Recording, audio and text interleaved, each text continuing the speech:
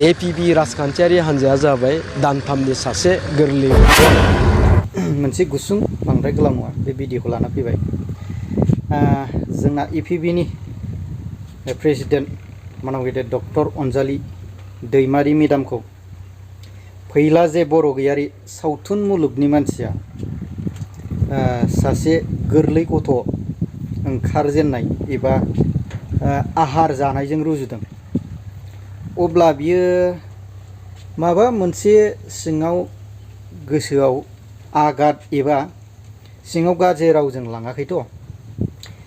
बे सावथुन मुलुगाव जे ओंखारग्रा फैला जे बर' गैयारिया मानाव गेदेर डक्टर अनजालि दैमारि APBनि प्रेसिडेन्टनि सायाव मा बुंनो मोन्थाय दङ।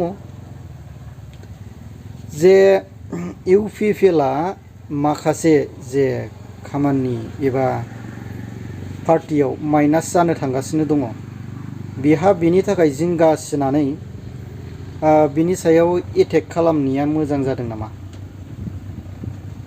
जे फैला बर' गैयारिया मा खोथा बुंदों खोनासंनानै लाग्रो रायजोफोर, बेनि उनाव नोंथांमोना बे फैला बर' गैयारिनि सायाव माबायदि कमेन्ट हरो नोंथांमोना बुंहरनो हागोन। गिबियावनो अनजालि दैमारि मेडामनिसिम आङो कंग्रेचुलेसन बावहरगोन।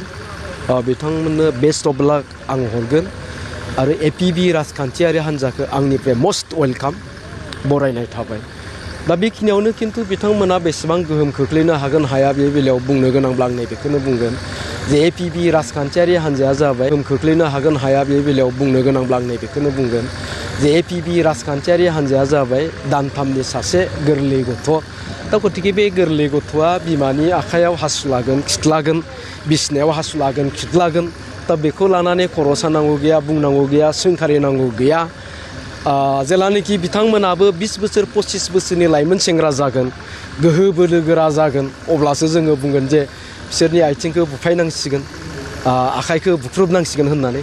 खिन्थु दिनैनि दिनाव APB राजखान्थियारि हान्जाखौ माबा मोनसे बुंनांगौ दं होननानै आं सानाखै आरो माबा मोनसे जे गोहोम गोलैगोन बेबायदिबो होननानै सानाखै। गतिके आङो आंनिफ्राय जेबो बुंनांगौ खोथा गैया।